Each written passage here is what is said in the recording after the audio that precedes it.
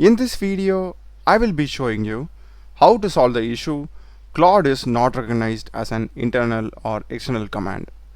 So I have actually installed Claude with the help of the PowerShell method in Windows. So I'll show you a solution for that. So for this, first open File Explorer, go to local disk C and users, your system username, and we'll be having this .local. Go inside bin. As you can see, we are having the Claude application file here. So simply copy this path and go to search, type environment. We'll be having the edit the system environment variables. Open it, click on environment variables. Now go to path either under user variables or system variables. Click on edit, new, just paste it and click on OK. OK here also, and close the existing command prompt, open a new one, and this time if I type Claude, I won't be getting the error. Now let's suppose say you have installed Claude through any other way.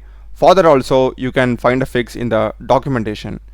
So just search for Claude Code documentation. We'll be having the official link.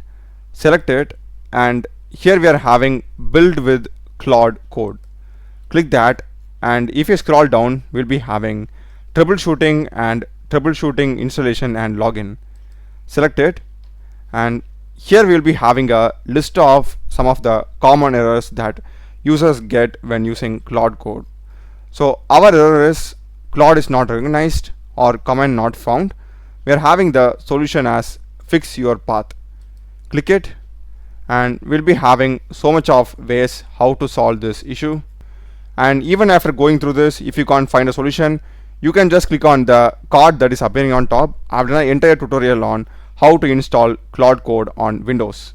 And you can even check this, verify your path. We'll be having different ways over here that you can check if you have the Claude Code installed properly. That's a video, guys. Do check the playlist of my channel.